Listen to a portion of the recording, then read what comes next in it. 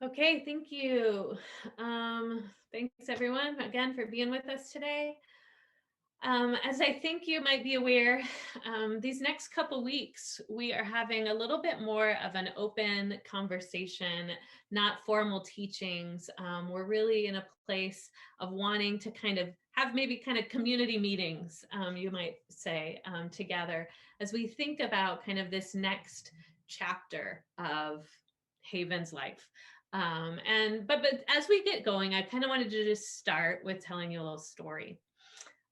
In the Hebrew Bible, the books of Ezra and Nehemiah tell the stories of how the people of Israel rebuilt their temple and the walls of their capital city after the Babylonian exile.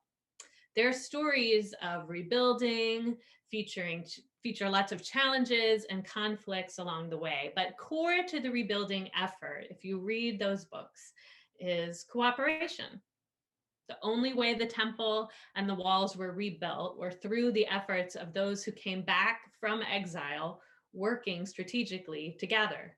The projects were just too big for any particular leader to really accomplish on their own. So you can take the incident that happened in Nehemiah chapter 4. Nehemiah tells this story of rebuilding Jerusalem's walls. That's what the book of Nehemiah is about. See, over a decade after the exile had ended, the temple itself had been rebuilt, but Jerusalem was still kind of languishing because it wasn't secure. Its city walls, the fortified cities around the Jerusalem had been a fortified city, but all the walls are still in ruins. And so Nehemiah is this Jewish man who worked in the courtroom of the Persian king. And he felt called by God to return to his people and to spearhead the effort to rebuild the walls. And the king actually grants him permission to go ahead and take a sabbatical from his court and return to Israel and lead the restoration effort.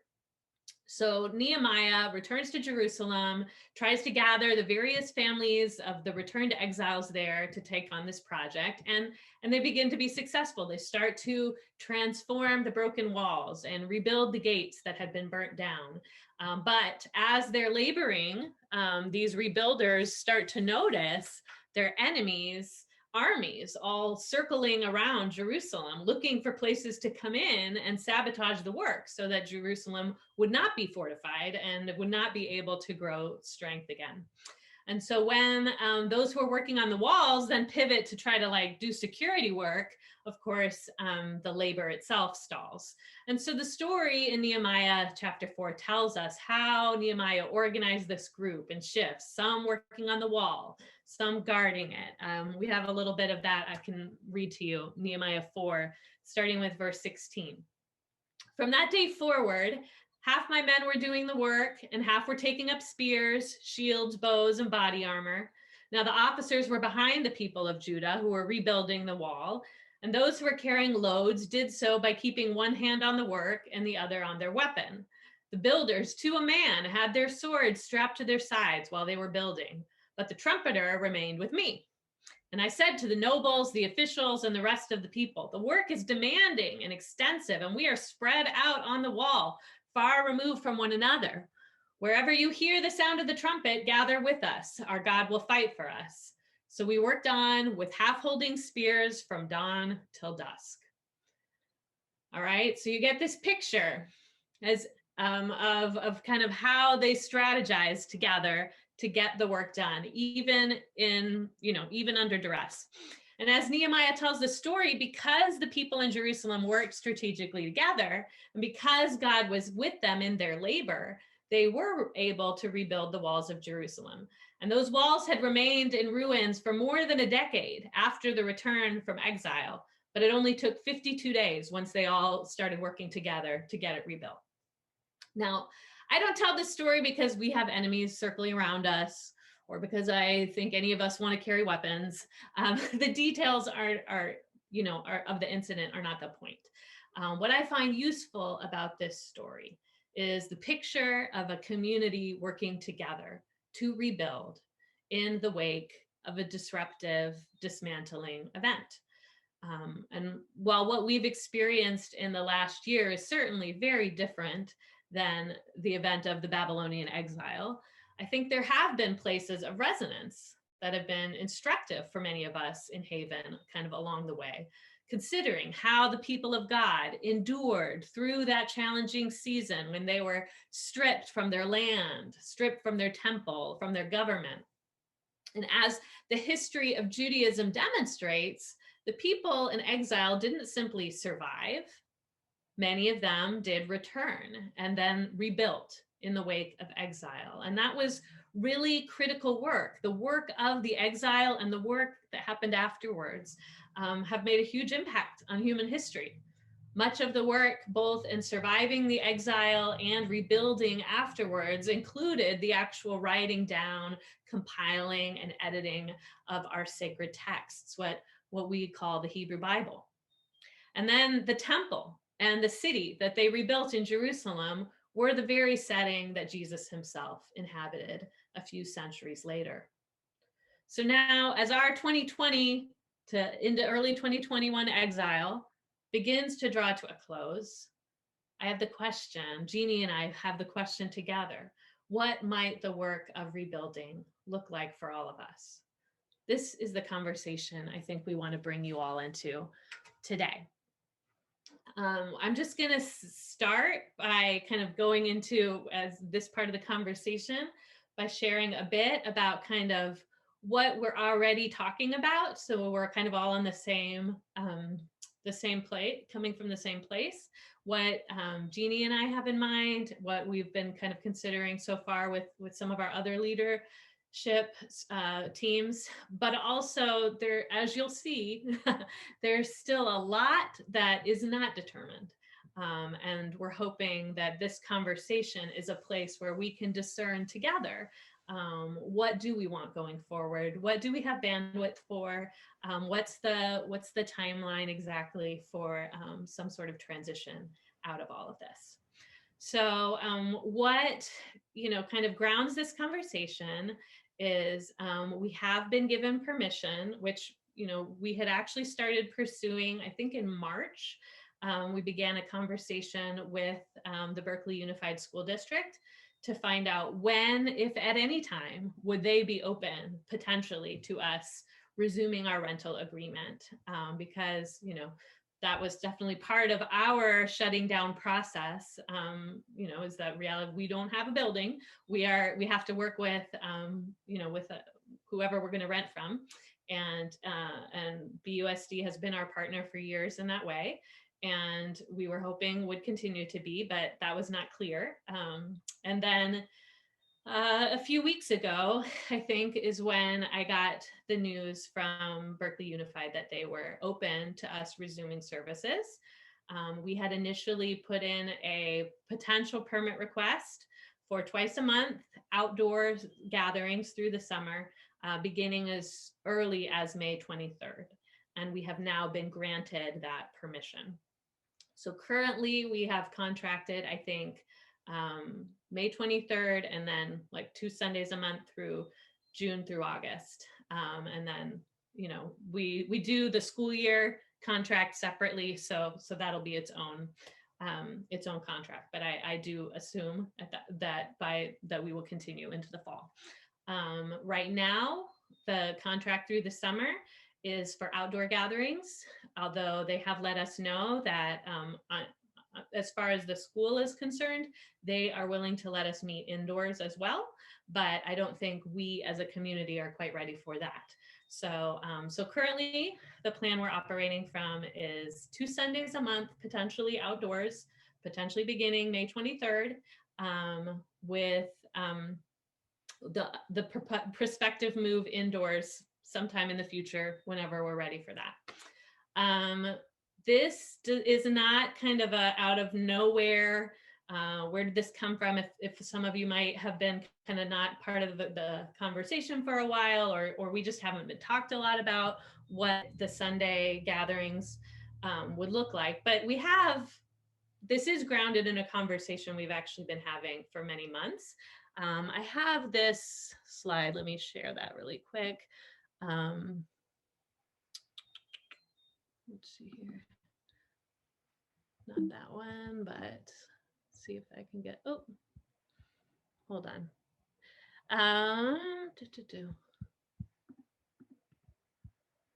Am I screen sharing right now? No? Okay, let me try again. Yeah. Okay. You see that? Yes, we can see that.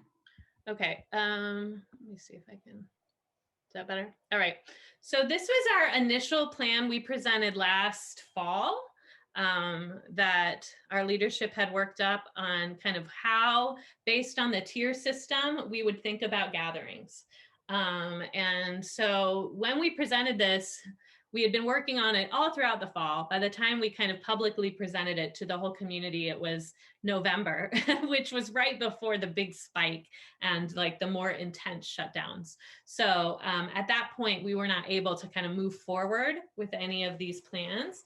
But the initial plan had always been, as long as we were, the Greater Bay Area was in the purple or tier 1, we would only be meeting virtually, even though, as you see up above, the California mandatory guidelines, even under tier 1 purple, technically as a church, we would have been allowed to meet outdoors.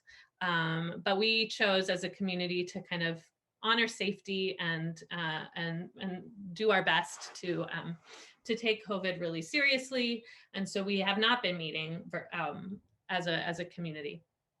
In tier 2, again, according to the state, we couldn't, in theory, have started meeting indoors once what we're saying is all of the counties in the Bay Area are at a certain tier, knowing that we draw from throughout the Bay Area. So, at the point that we all re-entered tier 2, in theory, we could have done that, but for us, we had said at that point we would maybe start having small gatherings instead, which we did for Easter. And we've kind of named that if folks in this season are wanting to organize some small gatherings outdoors, that's fine. But Jeannie and I are kind of focused as a staff now that we are already all in tier 3, and some counties are even moving, I think, into tier 4 currently. We are moving into what we have as our Haven meeting plan tier 3. Outdoor meetings of less than 50 people is currently kind of what we had always said. That's when we would begin. And so this is kind of just helping you know, this is kind of grounded in that conversation. Now, again, some of this, this plan was advised, like we put it together in the fall before vaccines were online, before some of the newest guidance that's come out. And so currently we have not revised the plan. That's still in conversation. Elisa, who's been one of our core people in creating the plan, she's out of town right now. So we're still in conversation about what kind of things we might revise. But right now we're kind of operating from the most conservative plan we've had going forward. And so I'm just going to review the COVID protocols that are already kind of established, as we are right now assuming anything we would do would follow all of these. So I'll stop sharing, and Danielle, you can put those up. Okay, so we'll just talk through this real quick. Again, this is kind of in line with what we have been talking about, but just to review. Every gathering, we're saying at this point, would have a safety monitor designated for every 12 people. So if we're gathering all as a group, we'll have multiples of those depending on how many people are there. Also a backup safety monitor, and those people are responsible for screening as people come in, asking questions to make sure nobody has COVID symptoms, hand hygiene, giving out hand sanitizer, making sure folks are wearing face coverings, and helping monitor the social distancing to make sure people are seated appropriately from each other, et cetera. Okay, so that's the safety monitor piece. Going on to the next, we'll also be practicing social distancing. Oh, sorry, screening and attestation, yes. So basically we're gonna be asking people as they come in, or we may end up choosing to have people do this virtually before they attend. We'll see where that goes, but currently the plan is that people would be attesting as they arrive, that they haven't had COVID symptoms, that they haven't tested positive, et cetera. If you've gone anywhere anytime recently, I think all of this is, is pretty customary. Okay, going on to the next one. The next part of our plan, I believe, is the distancing. Yes. So currently, we're saying 6 feet between households. I believe the CDC may be updating that guidance for, or have already, for outdoor gatherings. So again, that might get revised down from 6 feet, but currently that's what we've said. And so we will be setting up any seating, kind of having room for distancing between households. We also, need to talk about what reservations would look like.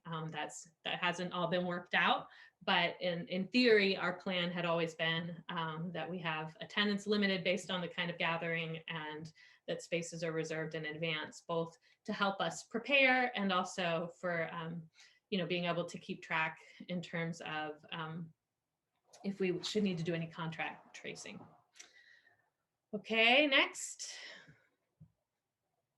Hand hygiene. So that means there will be hand sanitizer that we would be handing out as everyone comes, and expecting people to do throughout the gathering as needed.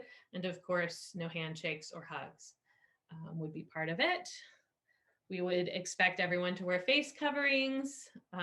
If there's a medical reason somebody needs to not wear a face covering, they're welcome to talk to us about it.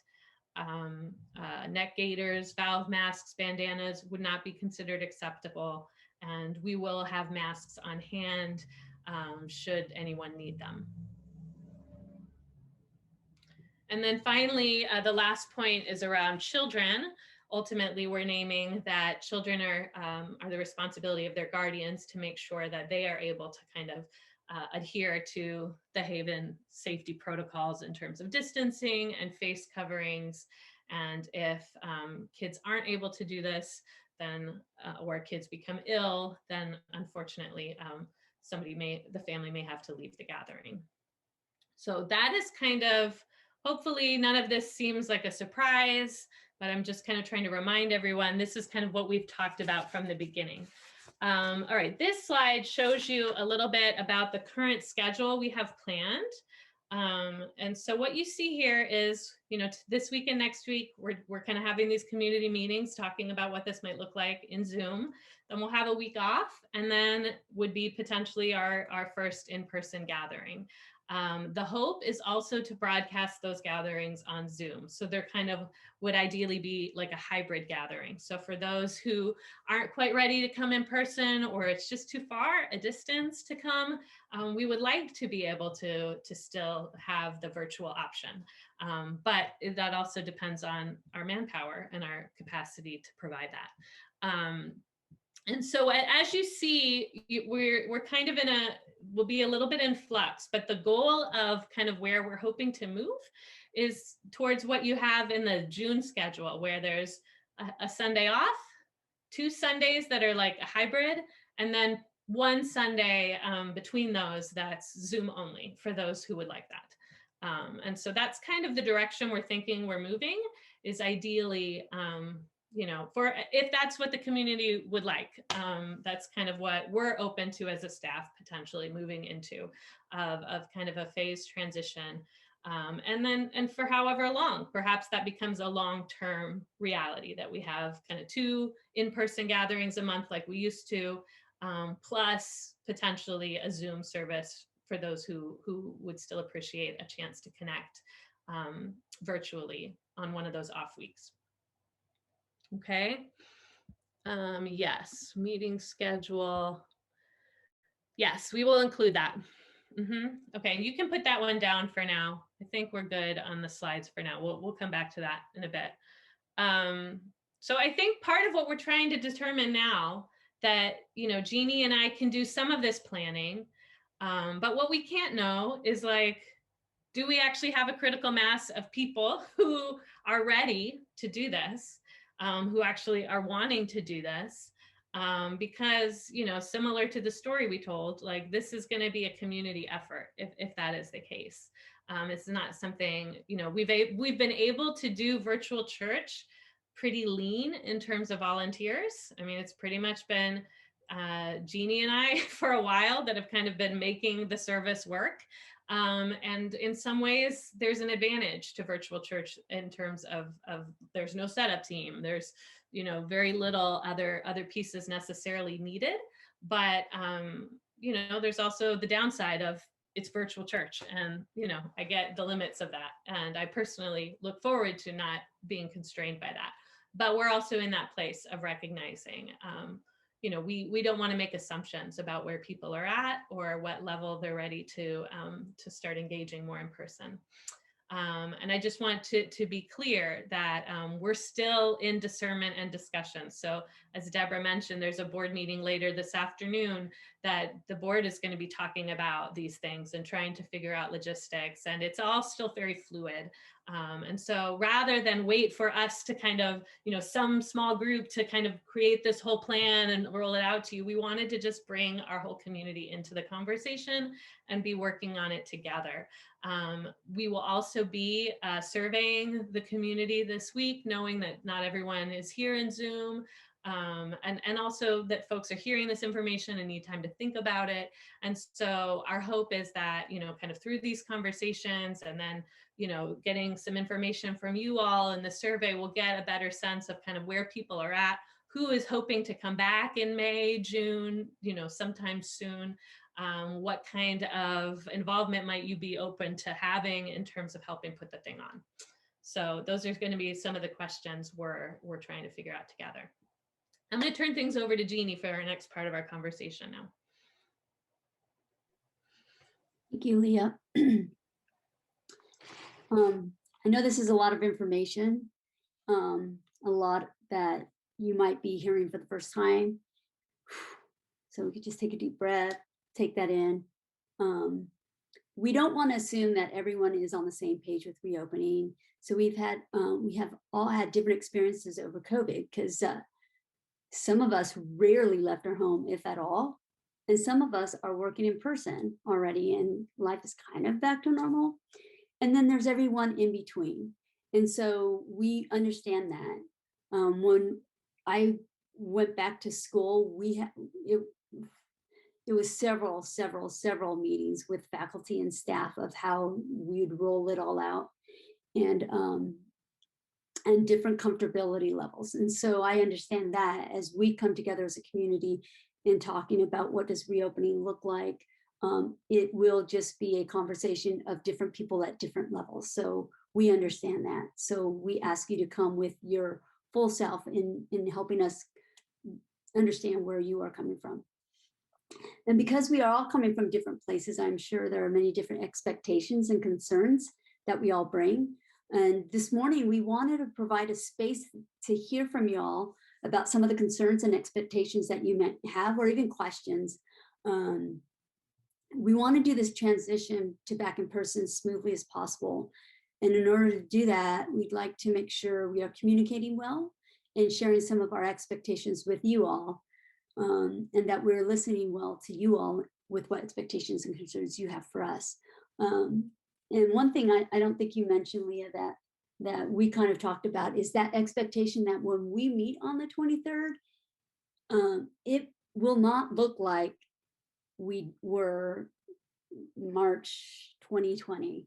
It will look different. For one, we're outside, and two, all the different protocols. But as far as content and structure of our gathering, that will probably change too, because things have changed. And so please know that the expectation on the 23rd isn't this, well, yeah, we're gathering again and it's back to normal, whatever normal is or was. But it is just a phase of reopening, and maybe it's just a time where we gather as families and just say hi to each other and pray for each other, do a little bit of worship. But just understand that we all have different expectations coming into this space. And so the way I wanted to do it this morning is, if you remember a few months ago, we did a Padlet, and we're going to do a Padlet again this morning. And I want you to think about what expectations you might have. Maybe some of them have already been spoken. You are welcome to restate some of those expectations. Maybe you might have concerns that have come up as you've been hearing some of our thoughts around reopening, or maybe you have thought about things that we might not have thought about, and you have concerns for those, please put that on the Padlet. Or if you have any questions, and you're able to engage in the Padlet anonymously, or you could write your name. You could also engage in the Padlet by reading each other's, and you could comment on somebody. So if someone makes a comment and you're like, oh, I like that, or you want to add on to their comment, you're welcome to comment on that. And you're also allowed to do a like or whatever. And this will actually give us a feel for where you all are and what concerns and questions and expectations you might have. And we'll be using this document for the Padlet in our board meetings, in our vision meetings, in our staff meetings.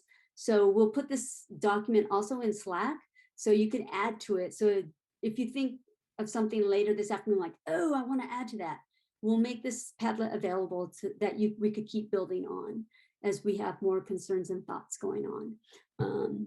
Questions on that? Put questions in the chat if you have any, and I'm gonna see if I could share this Padlet.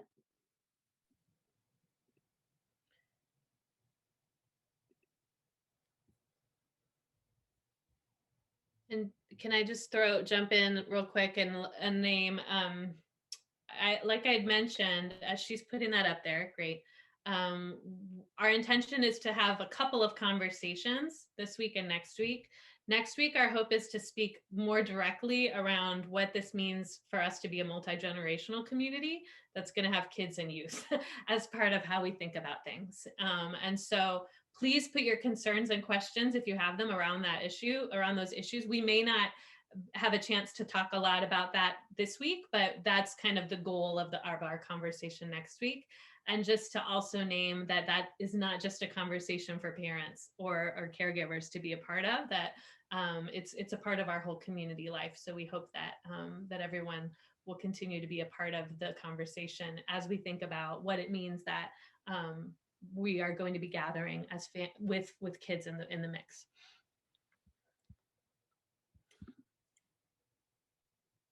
So I put the Padlet link in the chat. And the way you use Padlet, there's a little plus on the corner. You just press plus to add a comment. There was something else I was going to say. Kids, family.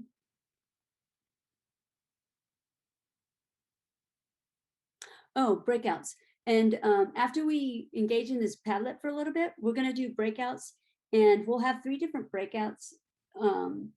So we'll have more time to talk about it. And the 3 breakouts we're going to have are those who might have concerns about reopening, those who'd like just to process, and those who have ideas and energy around contributing to reopening. So just know that right now we're just going to hold the expectations and concerns and questions, but we'll have time in breakout to discuss some of these. So go ahead and take a few minutes and populate our Padlet with concerns. Yeah.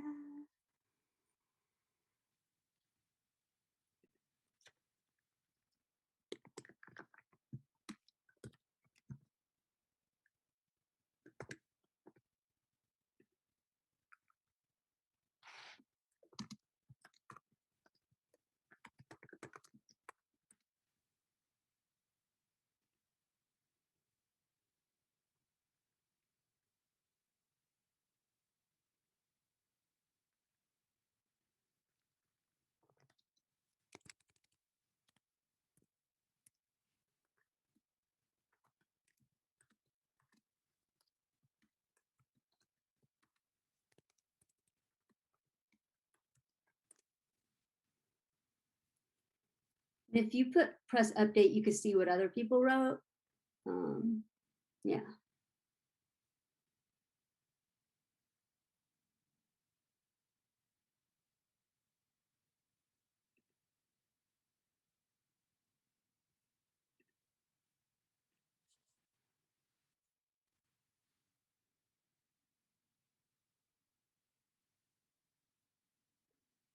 If people aren't able to access the Padlet, can they message one of us to add stuff, or what do you think, Jeannie?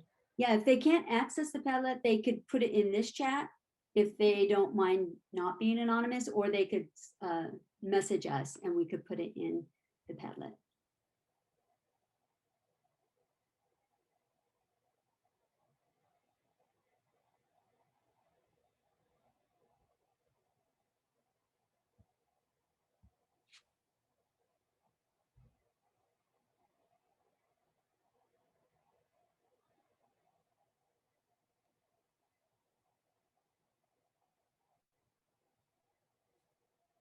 I could read some of these in case some people do not have opportunity to get to the Padlet. Someone asked, could we have lots of time to get to talk in smaller groups on May 23rd? Yes, that is something we hopefully will keep doing that. Breakouts in real life, forget what that's like. Another expectation or question was, will you know about vaccination status of people? What about visitors?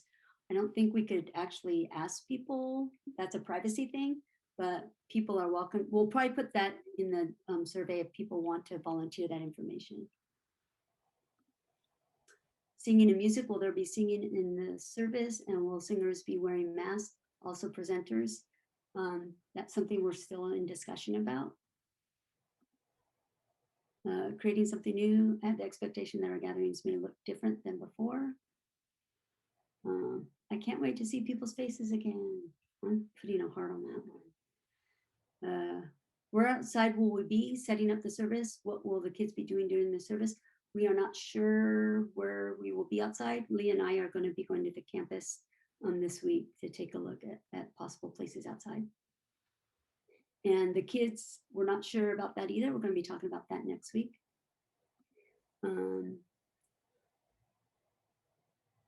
We have gotten so used to church from home and are now living farther away. Yes, that is definitely an observation.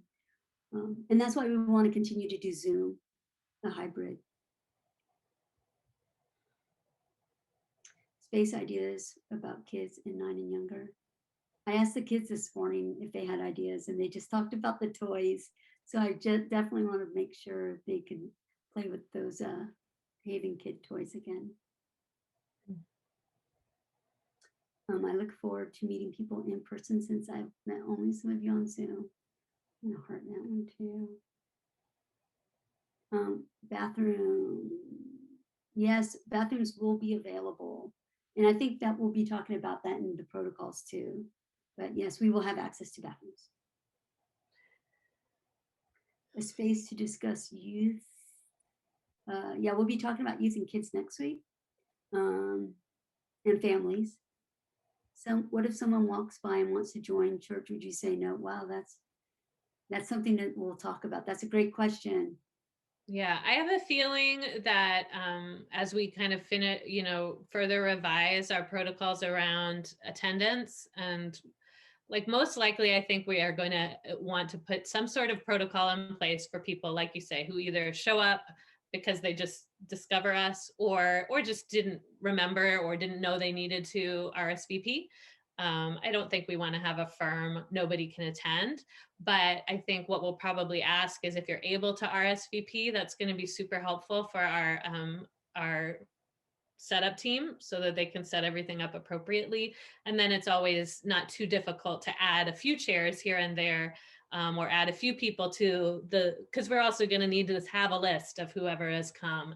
So even if somebody comes walk up, I think we'll still need to do their attestation. They would need to be comfortable with that. They need to follow the protocols, and they need to allow us to put their name on the list in case of contact tracing needs. And so I think we'll probably have some way to do that, but it's it's still being developed, trying to figure out what that would look like. These are super helpful for us to be thinking. Yes. So we appreciate you giving us feedback.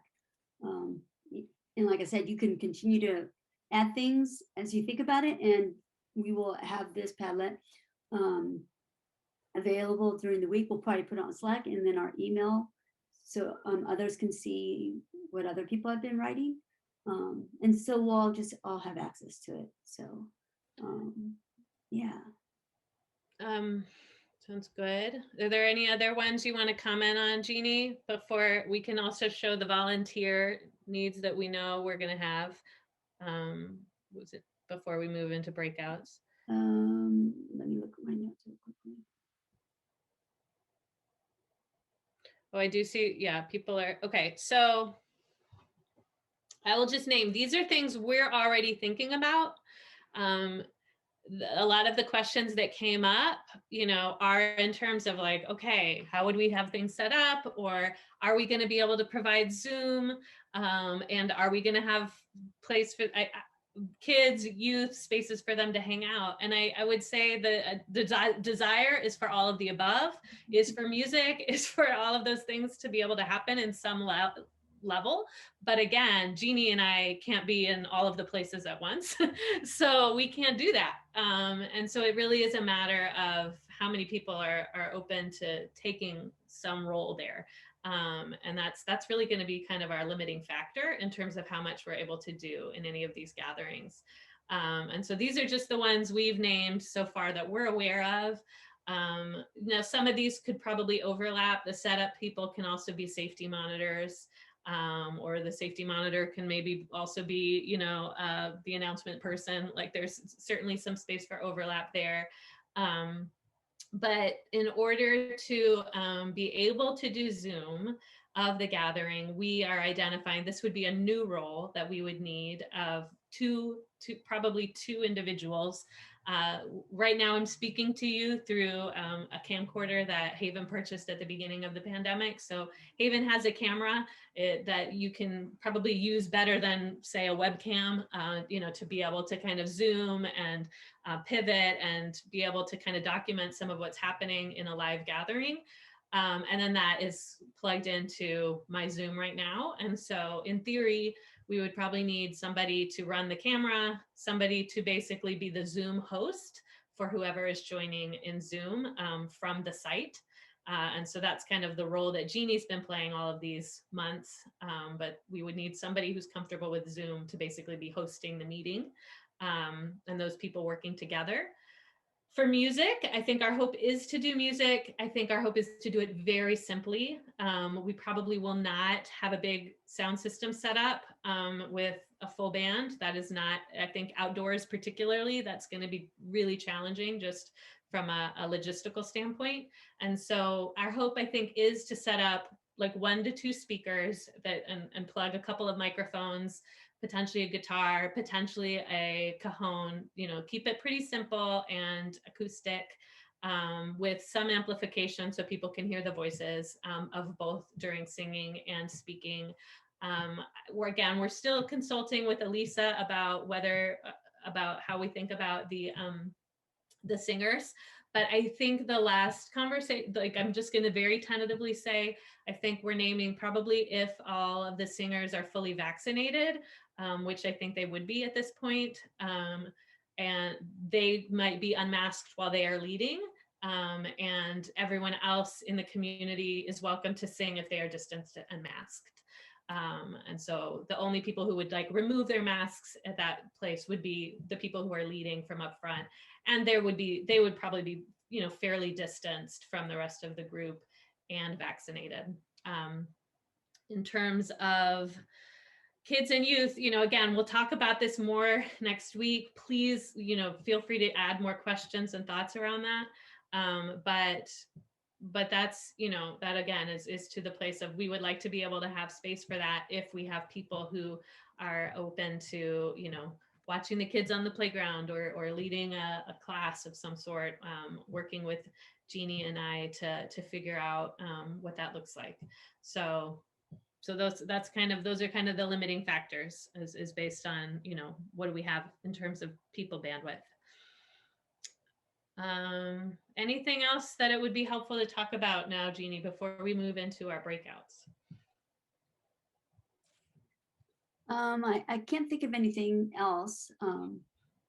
But yeah, I think it would be a good time for people to be able to have space to talk with each other and share some concerns. Danielle, I think you have one more slide that names the breakout groups, right? Okay. So yeah, as Jeannie mentioned, we're gonna kind of have this time we're doing a choose your own breakout. Okay, and so she's gonna set those up, and one of us is gonna kind of be there to help facilitate and also to take notes, I think, to try to be able to report back to the board, to the staff, to the vision team about kind of what are some of the things that are coming up in those spaces. And our hope was kind of to give people a chance to kind of talk with other people who are kind of in a similar place right now, and be able to process that. Just affirming that there's no right place to be. There's no where we want there's room for all. There's room for wherever we're at, and we want to be able to hold those things wherever we're at. And so the three categories we've come up with are people who have a lot of concerns, or are probably more in the concerned camp than anything else. And so that's going to be Jeannie's going to hold that space. People who are kind of like, I don't know how I feel. I'm still trying to take it all in. I could use some chance just to process a bit more. That Ginny will be holding that space. And if for folks who are really like excited and have a lot of energy, ideas, excited to make it happen, you can come and chat with me. Okay. So let's go ahead. And if you don't know where you belong, that's fine. Just pick whichever feels like the space you want to be in right now. Does that sound good? The other thing about picking your own breakout, as I open it up, I know some people have problems, what do you call it, choosing their own just because of devices and stuff. So you could put in the chat which room you want to go to as I open it up, and I could place you there too. So I'll open up the breakout rooms. I think we are doing 15 minutes. 15 minutes. Yeah, and just go ahead and choose and let me know if you need me to help you be put in the breakout. Can you see the choices?